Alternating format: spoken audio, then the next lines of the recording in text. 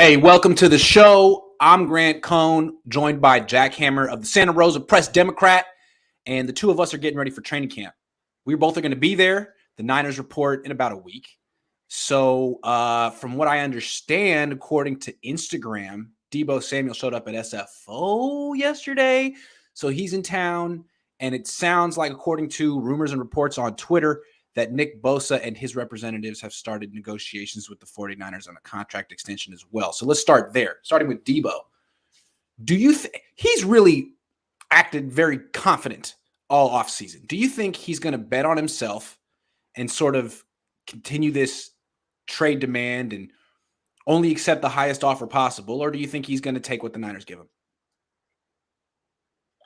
I think he's going to end up getting a deal with the 49ers. I don't think he's going to play the season on that rookie deal. I think he's going to have something new in place.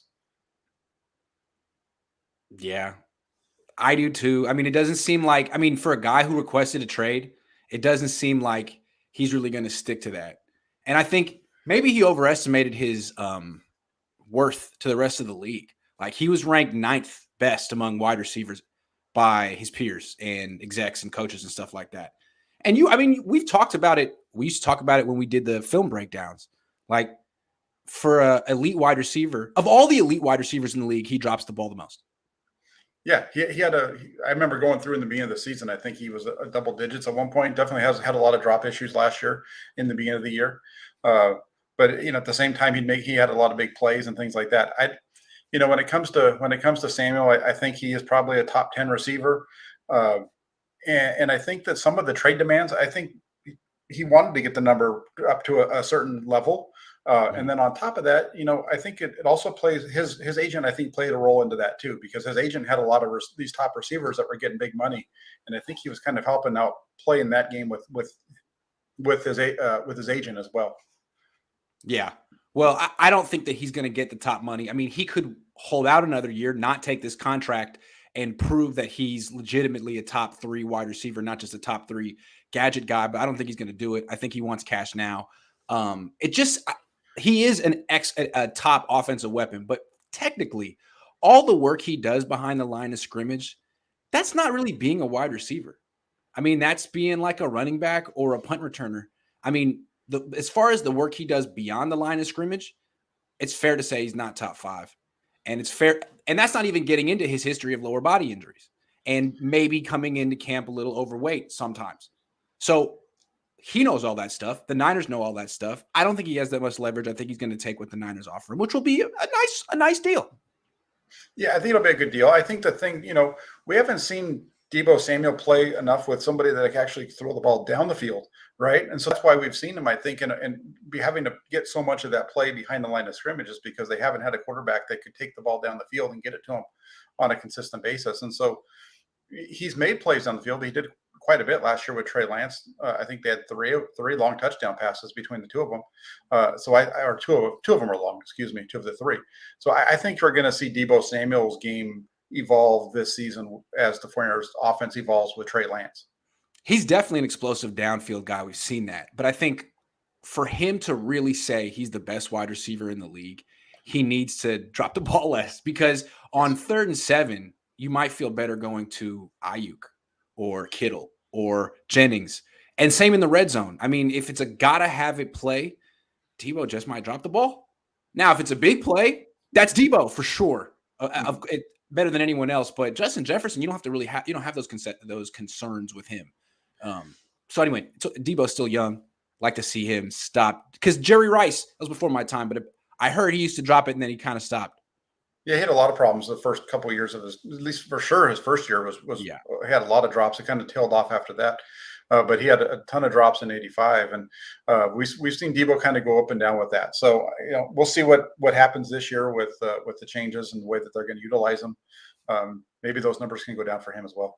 Real quick, before we move on, do you think that the fact that Deebo's in town negotiating an extension and most likely going to get it before camp starts, do you think that means that Jimmy's going to get moved soon? He's going to pass that physical? Well, I think they can do the Deebo deal as it stands right now, because he's due to make just around $4 million this year. Yeah. So if they give him a $20 million signing bonus, which is right around what all those top guys have gotten this year, That's only $5 million or $4 million if it's a 5-year deal, right? It can be spread out over 5 years, and so they can make it work and get him under there. There's ways that they can easily make it work for this season, which is Deebo. Now that they've done some other things to free up some space. Okay, so after requesting a trade, Deebo Samuel probably just going to take what the Niners offer him. Very, very anticlimactic. But there's another guy up for an extension. Nick Bosa, probably going to make a lot more money than Deebo Samuel. Hasn't said a freaking word publicly about this. Or he blocked me on Twitter, so I can't really say for sure. But I think he hasn't tweeted about it.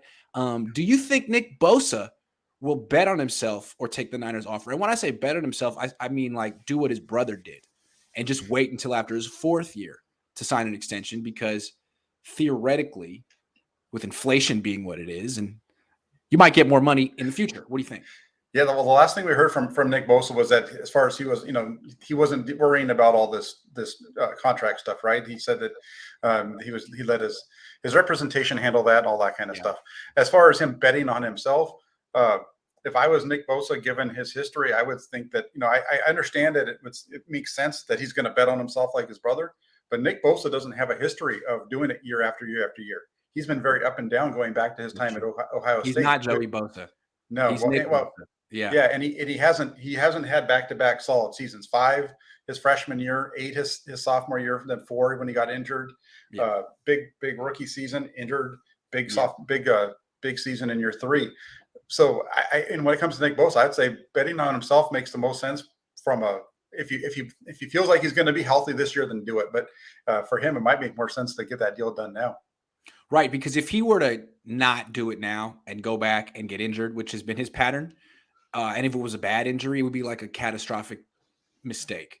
So I think from his perspective, he has to look at himself as a whole different entity than his brother. And I think what's best for Nick is to cash in right now, because he could probably get more next year. But frankly, his stock is sky high. I don't think it could be any higher. And I don't think the Niners are going to be driving much of a hard bargain. I think they're happy to make him the highest paid non-quarterback in the league, the highest paid player on the team, $30 million a year. I just wonder if I think they'll pretty much have, I don't think it's going to be a very difficult negotiation. We know it's going to be a big dollar deal. I think the parameters are already out there, kind of similar with Deebo Samuel in a way too. I mean, the parameters have all been set by the guys around them in terms of their ability levels. With Bosa, it's just going to be a big number that right now they can't do. They can get Deebo done now, but they can't get Bosa done right now because of Garoppolo being on the roster. Yeah, that's interesting.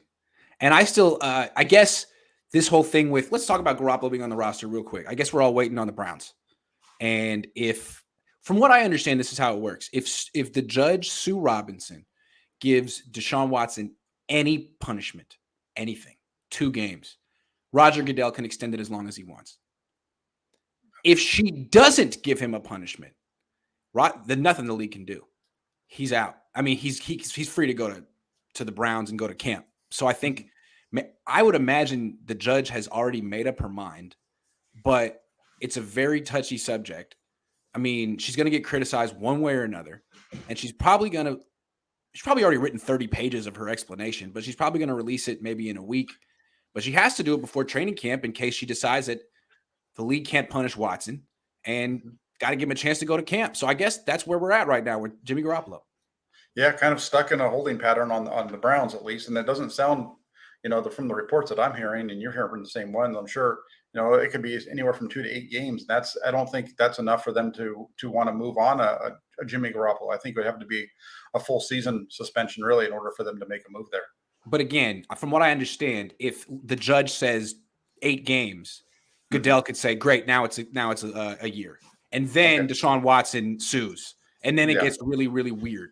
So I'm not exactly sure. Maybe the Niners feel like the Browns are just going to, trade for Jimmy in a week. Maybe this is all going to get resolved next Tuesday. I don't know. If not, it's going to be hard. It's going to be weird what Lynch and Parag are going to have to say to Bosa and Deebo's agents. Look, guys, we just don't have the money. Sorry, we thought we'd have it, but can we write you a check? There you go. Can we write you a check? We'll date it for next January. Don't cash this until next year, please. Okay. Colin Cowherd made my day. He had a new opinion about Jimmy Garoppolo. Colin Cowherd thinks that Jimmy Garoppolo is the most underrated player in the NFL. Most underrated player in the NFL, which is bold.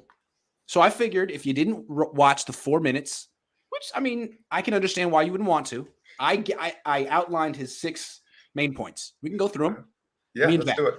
First thing Colin Cowherd said to justify his argument that Jimmy Garoppolo is the most underrated player in the NFL is that his contract is way under market. Way under market. 1 year, $27 million, most of it non-guaranteed. Well, it is the 7th highest cap hit in the NFL among quarterbacks right now. I'm just saying. Mm-hmm. For a quarterback who's, no one would say is better than 15th, maybe 20th. So I would dispute the first claim.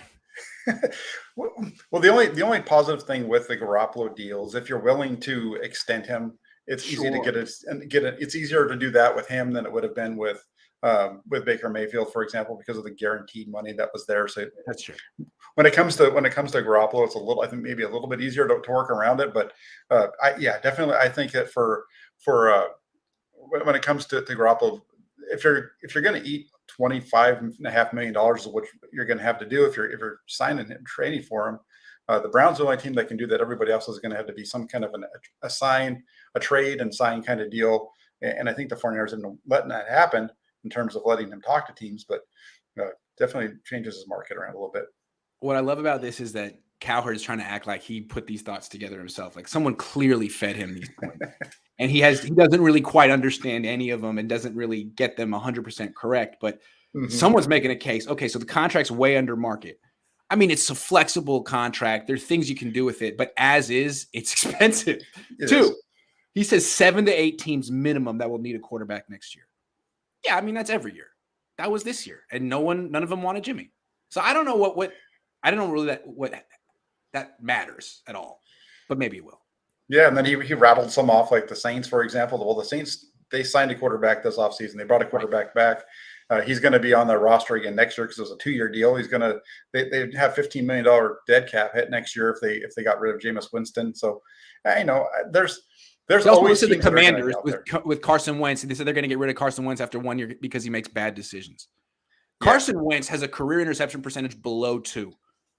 Jimmy makes bad decisions. And the Commanders already had that choice this offseason, and they went with Wentz. It's like anyway. It's an interesting one. I don't know of the 7 to 8 teams. I know there'll be teams that are going to be out there that'll be interested in Garoppolo, or there should be. But I don't know. If I was Washington, I'd rather have Jimmy Garoppolo than Carson Wentz myself. But you're not. And they had the choice, and they went with Wentz. So anyway. You're right. Mm-hmm. Okay, so let's keep going on. So number 3 from Cowherd, Jimmy Garoppolo outplayed Aaron Rodgers in Lambeau. And then to prove the point, he said that he was 5 for 6. That was 3 years ago. And there were more than 6. Anyway, he was very confused. But yeah. And plus that was at Levi's. So he was confused. Outplayed Rodgers in Lambeau. Did Jimmy outplay Rodgers in Lambeau 6 months ago? No, I don't think he outplayed him. I don't think either one of them really played all that well. I think the 49ers got lucky because of the special teams thing. And, who knows what would have happened if George Kittle didn't drop the ball over the middle in the beginning. But no, I don't think he outplayed Aaron Rodgers. I wouldn't say that. He said it so matter-of-factly. I wouldn't say that. I mean, Rodgers didn't play great, but Jimmy really didn't play great in that game. I threw a pick in the end zone. The Niners didn't score any touchdowns offensively. It wasn't like one of his best games. Anyway, moving on. The only game that where Garoppolo played against Aaron Rodgers and he had a decent game, I think, was the 2019 regular season game. Right. Because in the playoffs, he was only 6 of 8 in that game. He didn't really have to do a whole lot. So, yeah. He said he was 5 of 6. All right. He says that he's actually durable. He only missed 2 games last year and missed no games in 2019. Yeah, that's what made me laugh. That was good. He's like, he plays for 95% of the time when he's healthy. It was like he's healthy 90% of the time. 60% of the time he's healthy 90% of the time. That's basically what he said. Yeah, that was the one where he lost me for sure, because it's like, yeah, he's healthy. Except for when he's not. When he's healthy, he plays almost every game. He plays 95% of the time when he's healthy. Yeah, Yeah, when he's not missing the entire season, he only misses a few games here and there. So that was good. I like that one a lot. He also said that the offense is geared towards running, and that explains why he doesn't throw for more yards and stuff, but he has very efficient stats. Mm-hmm. That is true, but it's geared towards running because he's the quarterback, and his stats aren't good in the playoffs. You don't want to talk about that? No, his stats aren't good in the playoffs. I think there's some truth to it, and the 49ers are a run team. I mean, but yeah, there's some efficiency there, but at the same time, there's some things that are lacking. Jimmy Garoppolo, what I say is Nick Mullins ranked very high in yards per attempt. I'm just saying, keep going. Sure. No, I mean the whole underrated. I don't know if I would say he's underrated. I think he's over. There's the negativity might be the criticism negativity might be a little over the top, but I don't think he's necessarily underrated. I think people who, I think most people would say he's a starting level quarterback in the NFL. And I don't know how much. I think there's just Jimmy fatigue in the Bay Area. It's like, enough. It's been 5 years. I've seen him throw the interception to the linebacker. You're like, let some other team root for this guy, please. Maybe I think some other team, if he goes to another market, they could appreciate him. But I think some people have just had enough. And maybe a national reporter like Cowherd doesn't understand that because he clearly doesn't watch the Niners play. But us, and at least me, I think part of the allure with Trey Lance is just going to be the opposite. And I'm in for the opposite, please. Yeah, it's going to be different. You're going to have the explosive plays are mostly going to come from the quarterback position. I think that's the expectation of the team as they move forward. And if Trey Lance isn't the guy, then the search continues. Joe, last point is that, Joe Burrow made some mistakes in the playoffs too, but he's just a winner. Joe Burrow's quarterback rating in the playoffs was 97. He threw 5 touchdown passes and 2 interceptions. I don't know what the hell Cowherd's talking about. He made some points. But underrated. Okay, I see what you mean. To me, I want to. Wentz is underrated to me. That guy legitimately has a good TD to INT ratio in his career. He actually he has the reputation of being a bad decision maker. Yeah, I think the difference with Wentz and Garoppolo is that Garoppolo throws more interceptions and things like that, but Wentz just seems to throw them in really critical times that just kind of kill you. He did at least. He had. Well, you go back to Tennessee and things like that. No, I know. I think the thing with Wentz is that he missed the playoffs this year, and he lost to Jacksonville. He was right there, and that was rough. They should have lost. He should have lost to the 49ers too. There was a couple. He tried to throw. He had 4 passes in the first half that he tried to throw interceptions on. He finally threw 1. I think they rolled it as a fumble instead. But it's an interesting one. I think he's. The stuff with some of the stuff that Cowherd was saying, I just feel is way off the mark. To me, it just felt like, and I don't know, but it just felt like he got like an email or a text from Don Yee. Don Yee being like, "Here's why I think Jimmy Garoppolo is the most underrated player in the league. 6 points," and Colin's like, "Okay." It was 5 of 6. Like, okay, all right, man. We'll just bring Don Yee on the show next time and let him lay out the case for his client. I don't know. Yeah. Justin Lomker says, does Bosa contract talk say something about Deebo not going to play for the Niners? Can't pay both, and defense is where the Niners pay people. Can they not pay both? I mean, they're gonna pay both. They can't do it right this minute, but they're gonna pay both. Both these guys are gonna get done. I've always felt that the Bosa deal was gonna get done next year, and Samuel would get done this year just because of what Bosa's family history has been. So I think he's gonna get done next year. Niner Nation says, GC and Hammer, let's go. Love the content. GC, are you ready to cover the most exciting year ever? Getting there. Trey is about to light the NFL on fire. Play 5, pay 19. Yep. That was inspirational. I'm juiced. Niner fans are ready. Okay. Over the weekend, a rumor report emerged that the Giants would be willing to kick the tires for Jimmy Garoppolo. Do you see them as serious suitors for Garoppolo? I would say with Garoppolo here to the Giants, I think my feeling there is kind of the same as with Seattle. He's better than what they have on their roster currently. He's better than Daniel Jones. I think he's better than Tyrod Taylor. He'd be a better fit for them. As far as serious suitors, I think the Giants fall under that category of that's an area that a team that might pick him up if he's released. Yeah, I agree on that one, but it just seems like it's Dayball's first year as the head coach there.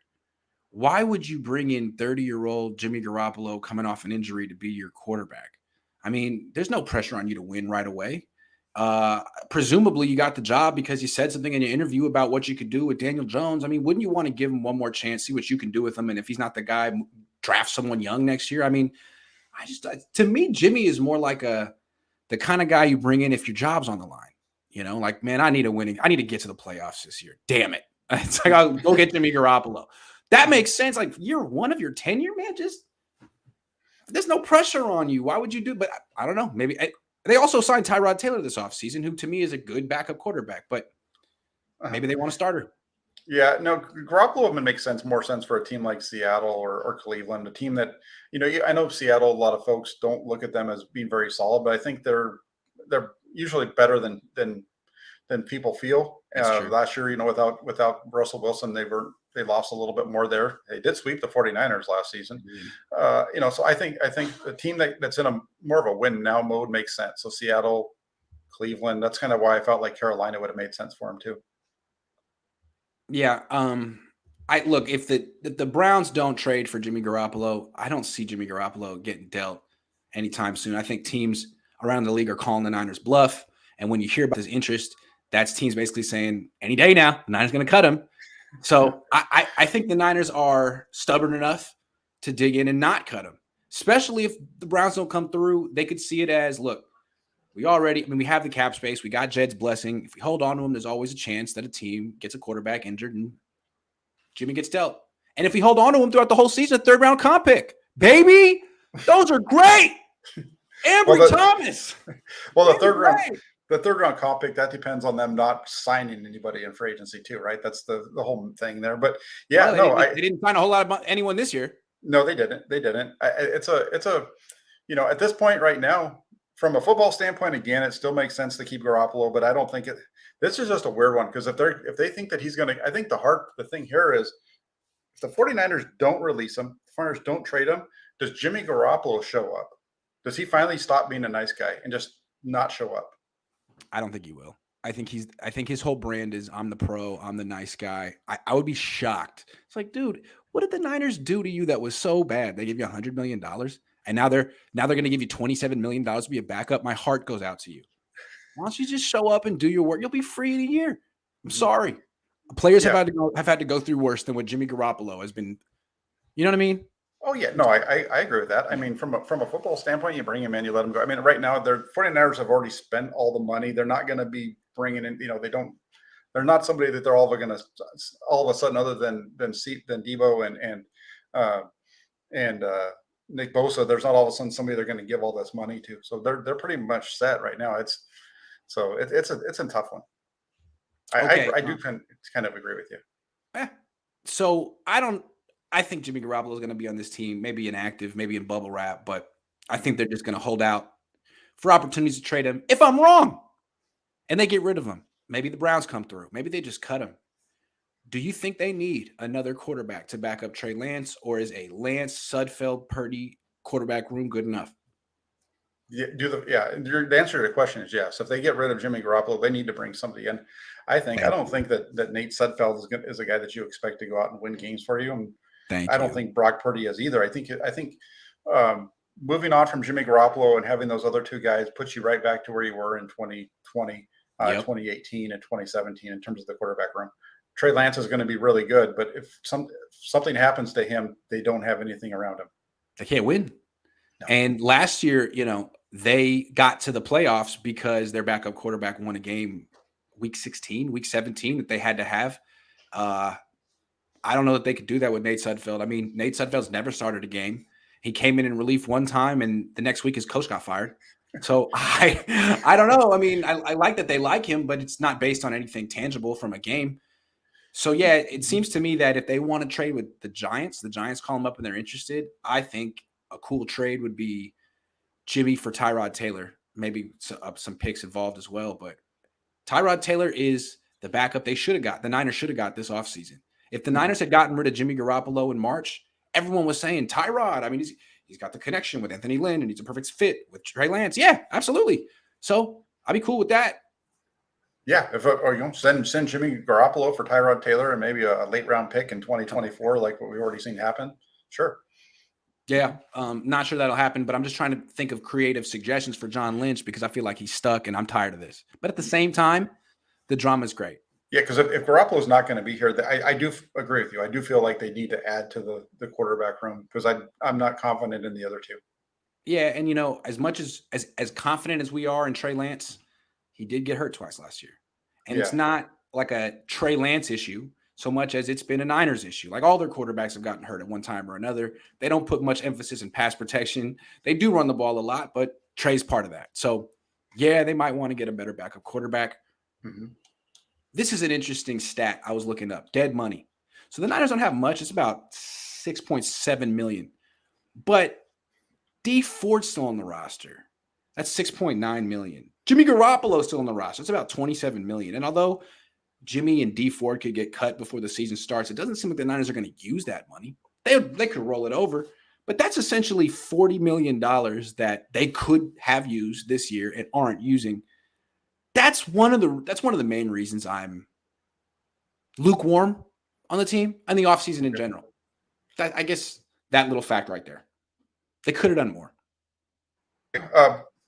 Yeah, I went back and looked. There was two teams that made the playoffs in NFC last year that had more than 40 million. Because you sent this over to me. So looking at it, there was two teams that had more than 40 million. The Super Bowl champions. Yeah, one had 49 million. That's the big rub. That's the rub here. It's not like all hope is lost because the Super Bowl champion Rams had 49 million in unused dead money last year. A lot of it was Jared Goff. It's not the end of the world. And if Trey Lance can play like a top 10 quarterback, the Niners will be Super Bowl contenders. Absolutely.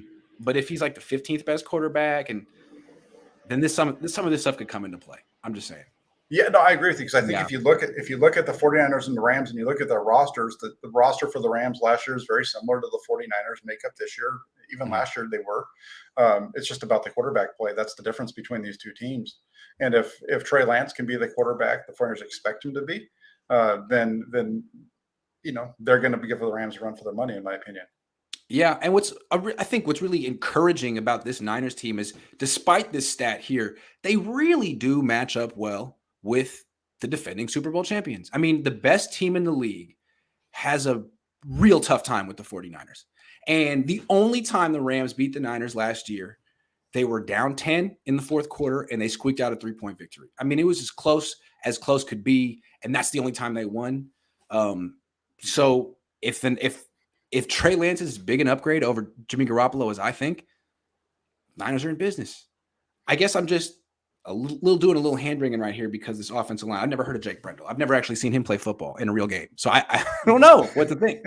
Also, Aaron Banks, I have no idea what to think there. But I guess if those guys are solid, this team could be the best team in the league. We could see. We'll see. Well, and Mike Dolgunchi coming back from the injury, we don't know. We haven't seen him back on the field yet. Is he going to be ready to go week one?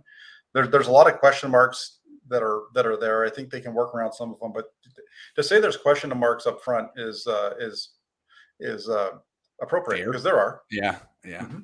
Irfan Mirza says Parag will probably use Deebo's Madden rating against him.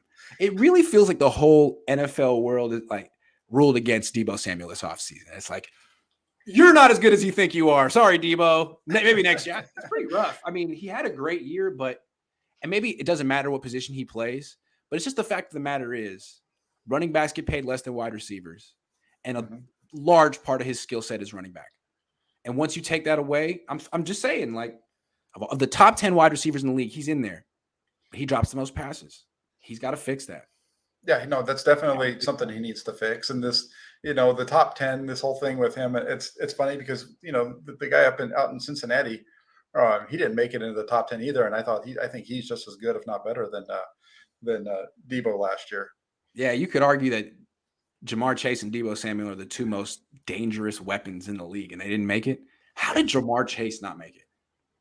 Yeah, I don't know. That might be my favorite wide receiver in the league right now. The only thing that I can think of for both those guys is that there's not enough of a track record there to kind of get there. It's like you need to work your way up there. I mean, it took Trent Williams until this year to become 99, right? So maybe that's part of it. I mean, he did drop some passes to Chase. I guess both him and Deebo have had some drop issues, but more Deebo than Chase. Yeah. Anyway, all right. Last topic. Will Jason Verrett make this team? Yeah, this is an interesting one because I'm going all over. I'm back and forth on this one because if he's healthy, I can see him making it, but we haven't seen him on the field since week 1 when he was injured, and now he's back with the team. But I have a feeling that this is a situation where Verrett might not make the 53-man roster. He might just end up on their PUP list early on in the season, and I don't think he's going to make the team out of training camp. Let's put it that way. What do you think? Yeah, I feel like I agree with you 100%. I think he's going to be on the PUP list. The Niners, I think, are committed to him. He's sort of in their family. He's, he loves football. He's not asking for a lot of money. He just wants to be there. And there's a lot of guys like that in the Niners, like Jordan Matthews.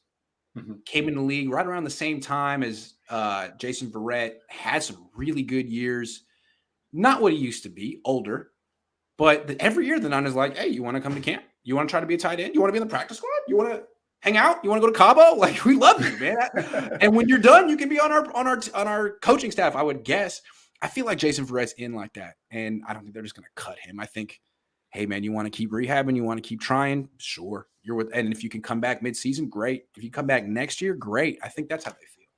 Yeah, that's how. Same here. I think he's a guy who, you start to look at their roster. They have a lot of good defensive backs. Again, they brought with Charvarius Ward in there, and the question is, do you want to have him take a spot and lose a guy like Tariq Castro-Fields, who maybe you think is going to be a player for you down the road longer term, or Deommodore Lenoir, those types of players? Do you want to risk those guys? And I don't see them wanting to make that risk for a guy who is older. Injury concerns, although he's a really good player when healthy. Also, like, they tried to get him up to speed in 2019. He didn't practice much that year. They put him in as a backup, and he was roasted by Deontay Johnson and they never played him against. Then in 2020, he practiced all offseason. He wasn't super aggressive in practice, but he was there, and then he played great all year. So it depends, like, how much does he actually do in training camp? Is he there every day practicing? In which case, like, let him on the team. He might be your best player. If not, like, then just don't rush it, because this guy's been, re-injuring himself constantly his whole life. It's his story. Yeah, that's his whole NFL career has been about injuries, because when he's those couple of years that he's been healthy have been top notch, and so it's a tough one. And I agree with you. I think he is like a 49er family guy. They all seem to like him. All the players on the team seem to like him, and so I think they want to keep him around the team somehow. I just don't know if he makes the 53 right away. I think he's from Fairfield. I think his family's from around here. I think if he were to retire, he'd probably stay around here. So it makes a lot of sense. And also, I think that year in 2020, that was the best cornerback play I've seen on the Niners since Deion and Eric Davis. I thought he was that good. Maybe not as good as Deion, but I thought he was, like, better than Carlos Rogers, Tremaine Brock, Richard Sherman. Thought he was really, really freaking good. And I think he was the biggest reason that the Niners had a top 5 defense, more so than Fred Warner, who was an all-pro that year. Mm-hmm. So yeah, I agree. Pulling for Jason Verrett. 808 Niners says, name the quarterbacks you think porn star Jimmy is better than.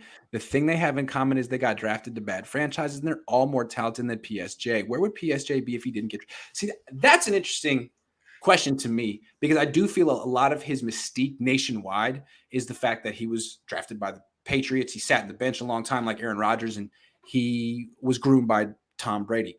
What if he'd been drafted by the Browns and had to start right away like Colt McCoy? Mm-hmm. You know what I mean? Yeah, no, you're right. I think that's true with a lot of quarterbacks. The ones that get a chance to sit on the bench a little bit, sometimes it helps. I think it's 50-50 between starting and playing right away as far as what happens in their career. Boy, this is a tough one. I'd have to go think about this when I look at all the quarterbacks on the, around. I would say right now, just let's go through the NFC West. He's better than what they have in Seattle, right? In the NFC East, I've already mentioned, I think he's better than Wentz. I don't know about anybody beyond that. Jalen Hurts, he's okay.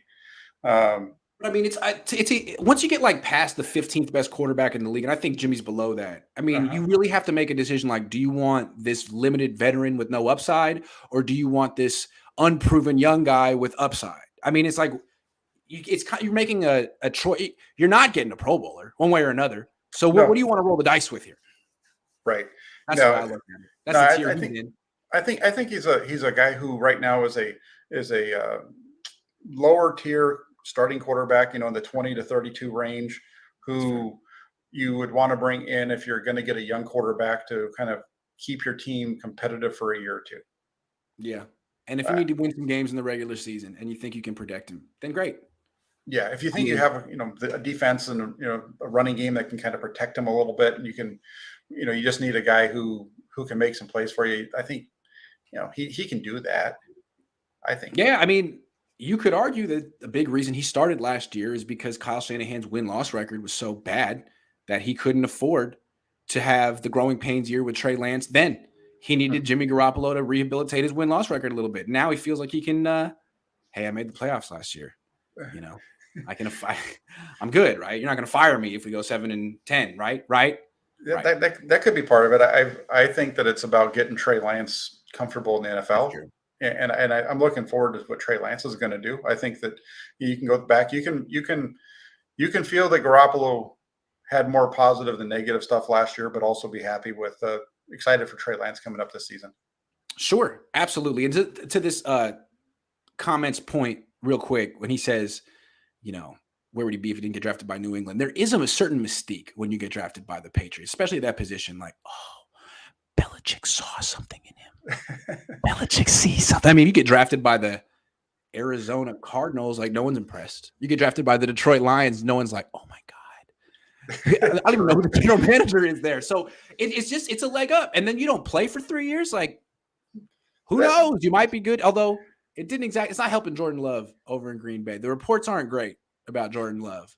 The Patriots did a really good job of concealing all the stuff that Julian Edelman and Martellus Bennett apparently felt about him. That didn't come out until late. Right. And I think the other thing too is when the Flyers made the trade for Jimmy Garoppolo, I remember one of the arguments against Garoppolo being that the guys that had been backup quarterbacks prior to Jimmy Garoppolo did not succeed in the NFL. It's true. And so that was one of the things that the people that weren't excited about it were pointing to. Yeah, I mean, look, it was Brian Hoyer, Ryan Mallett, hadn't ever worked out. And then Jimmy Garoppolo, for a while, looked like he was going to buck that trend. Now he could be a backup quarterback this year. Who knows? The life and times of Jimmy Garoppolo are quite intriguing. Maybe he'll get the last laugh. That would be interesting too. It's crazy because he whatever we say about him, the numbers are the win. The record is the record, and the record when Jimmy Garoppolo starts is so much different than when he doesn't. But I think it's mostly because other guys that they've had at that position haven't been starting the quarterbacks. Right. If Jimmy Garoppolo is a backup this year to Trey, and Trey wins a lot this year, that's really going to hurt Jimmy Garoppolo's stock because the number one thing going for him is he just wins. Well, if Trey wins, it proves your point that you just said. Well, it was really more the fact that Nick Mullins couldn't win and CJ Beathard couldn't win and Brian Hoyer couldn't win. And we knew that. Mm-hmm. So, yeah, a lot's at stake for Jimmy Garoppolo this year. Trey Lance could really hurt that. I mean, what Stephen Curry did to Kevin Durant's legacy, that Jimmy Garoppolo could do. I mean, Trey could do that to Jimmy Garoppolo this year. Yeah. You think Jimmy's going to start? What's going to happen to Jimmy? Jack, it'll be hella fun. So I'll be on the street sometime, and I'll be at a bar, and someone will be like, oh, Niner guy. I'll be like, yeah, I'm a Niner guy. And he'd be like, so what's going on with Jimmy this year? Like, man, you think if I knew, I wouldn't have reported that? Let me just tell you real quick off the record what's going to happen with Jimmy. So what's going to happen with Jimmy? I don't know. I wish I knew, but I'll make a show about it tomorrow. Right. No, I've been saying all offseason I thought he was going to get traded. I think right now the way it looks, I'm going to be flat out wrong on that one. I still think the Niners are counting on Cleveland. I think they're counting on Cleveland. They are. And again, if it's a 2-game suspension, Goodell could make that a 17-game suspension. He just has to be ready for the lawsuit because here's where he's gotten himself in trouble, and then we'll go. Mm-hmm. He's got like 4 or 5 different owners who are under investigation for similar things. Like that Snyder, right? Terrible workplace habits. I don't even know the specifics, but a lot of sexist stuff and a lot of sexual misconduct stuff. Similar with Jerry Jones. Then you got the Stephen Ross thing with the improper coaching hiring habits. Kraft had his own thing in Miami with the massage parlor. None of these guys have gotten in trouble. None of them have gotten in trouble. And they're supposed to be held to a higher standard. It's written in the bylaws. So now you're going to turn around and you're going to punish Deshaun Watson when you didn't punish owners, and he hasn't been even charged with the crime, and he settled all of his stuff, and he sat out last year. Like, wow, that's an interesting precedent you're making. So it's like he put himself in a tough spot by not doing anything with the owners. Had he done something with the owners, he could be like, no, I'm putting my foot down. But so this Judge Sue Robinson can be like, I don't see how we can punish Deshaun when the courts didn't, and you didn't punish these owners. How? So and that's a tough one though, because if they don't punish Deshaun, do you understand how this country is going to react? How big of a story that's going to be? It'll be huge, and it's going to be it's as you pointed out, or you already kind of painted the picture. All these other guys, the rich guys are I mean, Deshaun Watson's rich because of the amount of money he makes, but the ultra rich guys are all skating by, and then you got the working class guy in the NFL, right? Is going to get hammered for it. That doesn't make sense, and I think that the NFL's already dealing with this whole you don't really care about the way that women are treated and those types of things. So already dealing with that. It's only going to get made bigger with this. And why do you think Goodell hasn't done anything with these owners? Well, they're very powerful. And remember last year, all those emails that were going around? The only thing that came out was the stuff on Gruden. What kind of dirt do you think Daniel Snyder and some of these owners have on Goodell or each other? So if Daniel Snyder went down, you think he's just going to go down by himself? Or who you think he's going to take down people with him, including Goodell? I don't know. Makes you wonder when Roger Goodell does nothing, right? Yeah. Makes you wonder. So again, like Deshaun Watson, he could be looking at all this being like, okay, all right, let's see what you do. Because I got an argument. I got a good lawyer. I got a good argument. You're not going to do anything with them. You're going to make an example out of me when an entire grand jury felt there was nothing I'm not, defending Deshaun Watson. What I'm saying is that the league has put itself in a bad position, and they did this by making Goodell the judge, jury, and executioner. He is inconsistent in his rulings, and now it's coming to bite him. There's no reason for losing here. You mentioned the whole email thing, and even John Gruden, he hasn't taken that thing sitting down either. He's fighting back, and that's going to trial, and it's already been pushed forward. So we know that thing's going forward too. So it's definitely some tough times, I think, for the NFL and for Goodell with this whole Watson piece.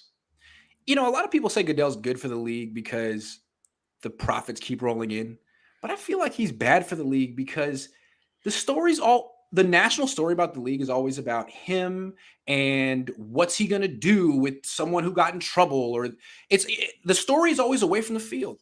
It's always some drama that he's right in the middle of. And I think that's terrible. He should do a better job of promoting the players and the product and the game and all of that. But it's always about some case in court or what's Goodell going to do this time? Like, I don't care. He's too important. He makes too much money. He's too famous. I don't like, I mean, it's not really controversial to say you don't like Roger Goodell, but I really wish they would get someone else.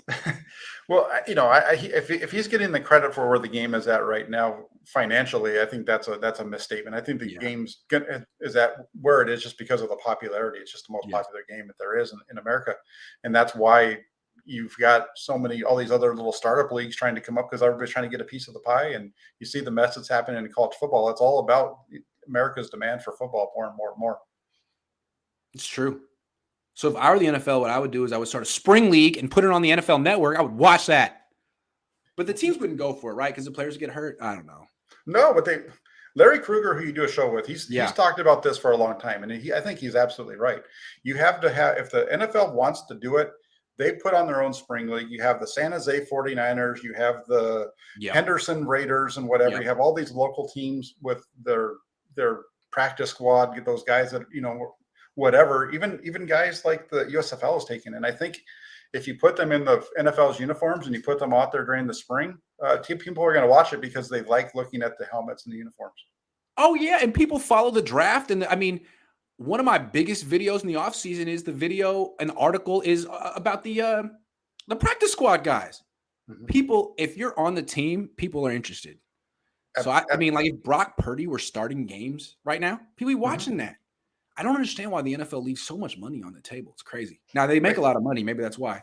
But they could be making so much more. No, but if you could go, let's say, through the season and I'm sure I know you've seen it.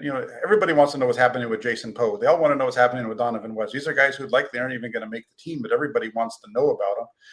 And if you had those guys on the practice squad and then they were playing games in the spring, people from those teams would be tuning in to watch those guys play. Right. And like in the past, there used to be two-a-days and so many more reps in the offseason to develop people, young players. And the vets, basically legislated that out of the CBA. And that's fine if they don't want to be forced to practice, but you can't develop young guys in the NFL anymore. And if this is a quarterback-driven league, which it is, it's in the NFL's financial interest to develop quarterbacks, young ones. And it's really hard to do that with limited practices, like 7 OTAs and an hour and a half a day, whatever you get in training camp. Yeah, this is in their interest. Yeah, some people are going to get hurt. But players get hurt in minors too. Like baseball isn't nearly as lucrative as the NFL, but those teams really look at those pitchers, all those players as serious investments. They don't just draft them and put them in the majors. It's like, nah, you're going to ride the bus for like 2-3 years in minors, and we're really going to make sure you're ready till you come up because you're important to us. You're an important investment. Like quarterbacks are like, hey, get it, go, buddy. Let's see what you got. Oh, you sucked after 1 year. Next. Yeah, no, you're right. Look at Daniel Brunskill, for example, right? The 49ers found Daniel Brunskill from the AAF. They also found a defensive lineman that year who played, I think, for him that year. It was really good in training camp. I don't know if he made the roster or not, but there was a couple of guys from that made it. And I think if the NFL teams invested, there's just so much, not even just with the players, but also the coaches, and you could really build a pipeline for your organization if you did it.